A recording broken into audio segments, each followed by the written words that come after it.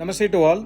I received a very beautiful comment in one of my video from a Christian brother, and he was telling a point. It's a very valid point. He said that you are in a Hindu family, so you will obviously promote Vedas or Gita or Purans or other books which are related to Hinduism. I am born in a Christian family, so obviously I will say that Jesus is Almighty God and Bible is the word of Almighty God. Similarly, if somebody is a Muslim, he will obviously say that Allah is the name of Almighty God and Quran is the revelation of Almighty God. Similarly, if somebody is a Jain, he will say that there is no Almighty God. Mahavir is one of the Tirthankar, there are 24 Tirthankars, etc. etc. So, if everybody says different things, what is the real truth? Then I tried to explain to him, then finally he said, no, the real truth is Jesus, the real truth is Bible, sorry, goodbye. So I just wanted to make a video for all of us to just think over this point. Let's assume that, okay, let's take the recent example. Let's say that we have the recent religion which is called as Islam, where it believes that the name of Almighty God is Allah and then Quran is the final revelation of Almighty God. So if that is the case, and then Prophet Muhammad was the last messenger of Almighty God and he got the revelations from Almighty God and then he tried to tell the knowledge about Quran. Okay, fine, let's assume that this is a historical proof or historical incident. So in that case, the question is, who was that Almighty God who was worshipped by the grandfather of Prophet Muhammad or great grandfather of Prophet Muhammad? Obviously, he would have not worshipped Allah, because Allah, the name of Almighty God, is mentioned in Quran and not in any other books before Quran. For example, in Bible, there is no name of Almighty God as Allah. So we have to slowly take logically this kind of steps for us to understand which is the first truth. Okay, now going back to the Bible times, because the recent revelation is 1400 years ago as per Islam, and the Quran says that one of the revelation is Bible. So as per Quran, Bible is also a revelation of Almighty God. But in the Bible, when we check, the name of Almighty God is not Allah. Okay, whatever it is. But Bible says that Christian believes that Jesus is the Son of God, Jesus is Almighty God, and Bible is the word of Almighty God. But we have to understand again the same logic we should apply here. Who was the Almighty God which was worshipped by great grandfathers of Jesus Christ? Because we all know what is mentioned in Bible, that Jesus was divine son. He was born without a biological father. That means Jesus' mother would have got of parents, right?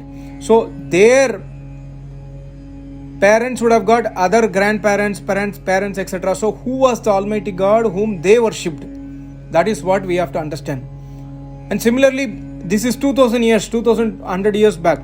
Further, let's go further down the time. 5000 years back, Sri Krishna existed. We have to understand who is that Almighty God who was worshipped by Sri Krishna. Mahabharata says that Sri Krishna did everyday yajna at 4:30, 5 o'clock in the morning. Mahabharata says that Sri Krishna did Ashtanga Yoga Tapasya every day from 12 o'clock in the night up to 4 o'clock in the morning. So that means Sri Krishna worshipped somebody else. And we all know that Sri Krishna learnt Vedas from Sandipan Maharshi. So when we talk about the great grandparents of Sri Krishna, who was the Almighty God who was worshipped by them? Somebody can say that no, it was Rama, because Rama avatar was before Krishna avatar. Okay, fine, let's assume for an argument's sake that Rama was before Krishna and Rama was the name of the God before Krishna was born. So that means the great grandparents of Sri Krishna were worshipping Sri Ram. So then when we go to Sri Ram times, when we read Valmiki Ramayana, we know that Sri Ram learnt Vedas from Vasishta Muni. Sri Ram did everyday yajna. Sri Ram did everyday Ashtanga Yoga Tapasya. So that means Sri Ram also worshipped somebody else. And then when we go to great grandparents of Sri Ram, they would have never worshipped Ram or Krishna. So who was the Almighty God who was worshipped by the great grandparents of Sri Ram? So finally, when we go back down the time to the first place when the universe got created, who was the Almighty God who was worshipped by those people. Because when we go to a new place, we have to introduce ourselves. My name is so and so, I am working in so and so company, or I am studying so and so, my parents' names are so and so, these are my likes, these are my dislikes, this is my hobby, everything we will introduce that. Then only other people will know about us. Similarly, when the new creation happens, the creation is created by Almighty God. Obviously, God has to introduce Himself, that this is my name, this is my form, this is how I created the universe, this is how why you have taken birth. All the knowledge God would have given somewhere. We have to go up to that point. Then we will come into the conclusion that God gave the knowledge in the form of Vedas, where the complete description of Almighty God is given by God Himself. Then we will not stop, or we will not get into the trap of religionism. We will come out of the religionism and try to go to the Vedic truth, which is called as Sanatan Dharma. Because Hinduism is not Sanatan Dharma. Any other religion is not Sanatan Dharma. Sanatan means that which is eternal. Sanatan means Almighty God. Sanatan Dharma means the Dharma, the path shown by Almighty God is Sanatan Dharma, which is Vedas only. So we have to go up to that level to understand that we have to follow the path of Almighty God.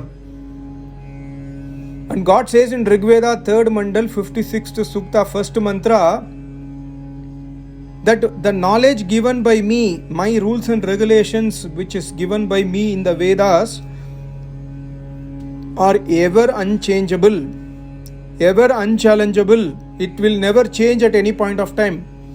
So that means God will not change His policies, God will not change His names, God will not change His rules and regulations by sending different books at different point of time. We will understand that God will not send messengers. We will understand that God will not send different books. So that is how we have to, instead of fighting amongst ourselves, we have to think deeply and understand that somewhere at some point of time God should have introduced about Himself. So we have to always follow the path which is clearly explaining about Almighty God, and that explanation is given by Almighty God Himself. That is how I am trying to say that Vedas are the ultimate truth. Thank you so much. Namaste. Om.